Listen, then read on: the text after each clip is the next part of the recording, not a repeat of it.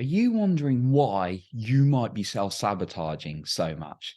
Well, today I'm going to share a few points around this, why we do this, and actually what you can start to do to reduce this a little bit. Now, for me, it's been like a big challenge with, in particular, money over the years, even recently. I just get on these automatic behaviors when I go out and I buy a coffee, then I'll buy lunch. And before I know it, like every single day I'm spending like 10 to 20 pounds on lunch. And that does add up. That's going to be, at least a few hundred a month if I'm not careful with that, really. And I've done that before.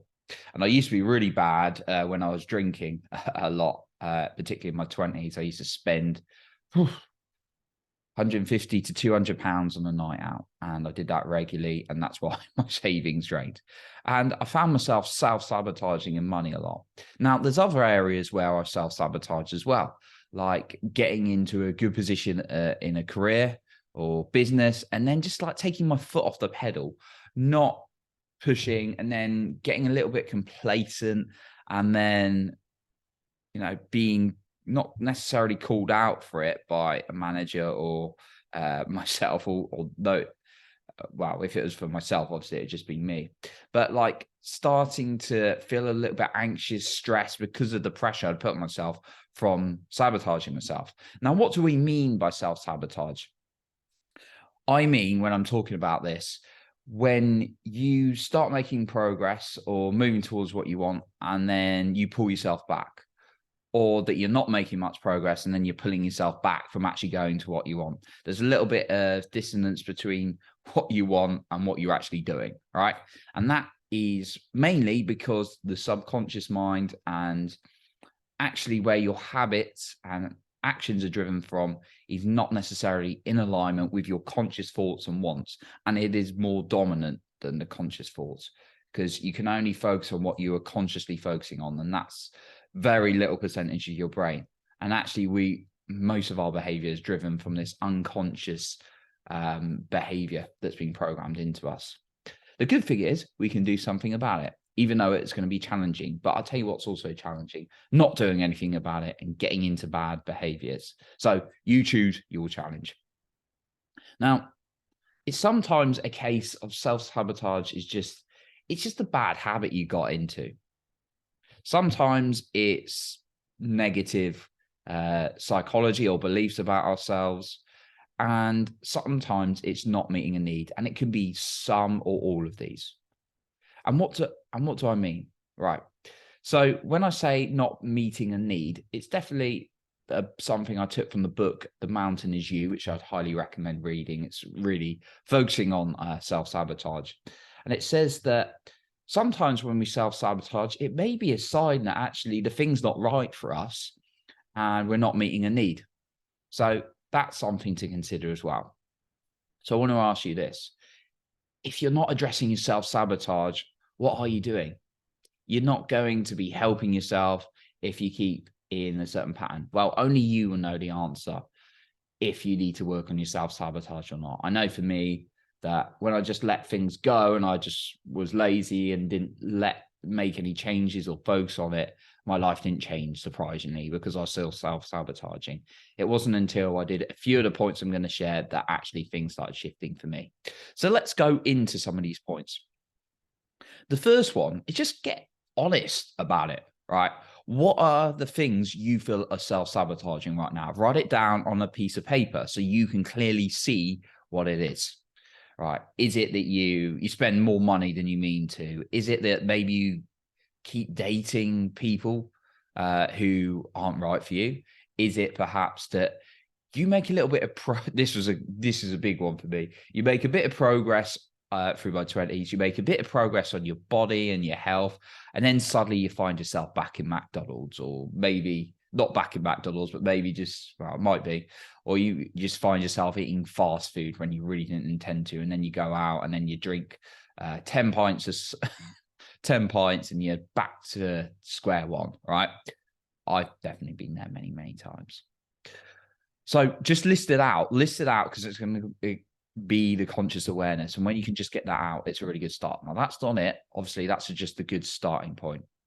The second thing is then start looking at some of these and thinking, right, is there a need not being met by one of these? In some of these, like, for example, you may be like, and this is just an example from my own life. I used to party a lot, right? Go out drinking excessively. And it was good fun sometimes. Like, I'm not going to say it was all bad. There were some quite bad consequences, like ending up in hospital once. There was losing things, upsetting people, lots of things.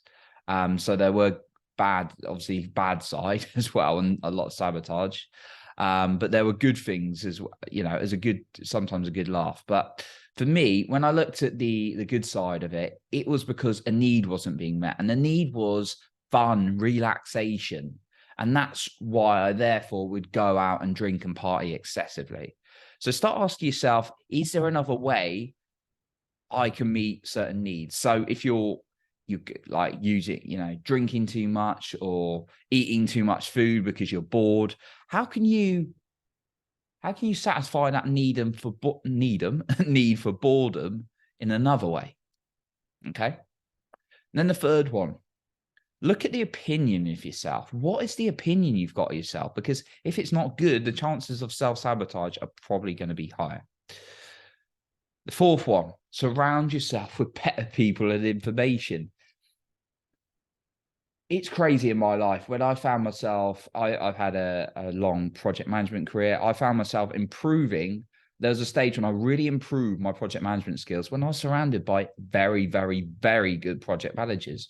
And what happens then is you're taking in from your surroundings. If you're around people who don't eat well and you're wanting to eat well, you're going to adapt to that behavior. So no wonder you self-sabotage it. When I do a lot of work with Grant Cardone's stuff. And that's about like improving your business, improving your finances, making an impact, getting yourself out there.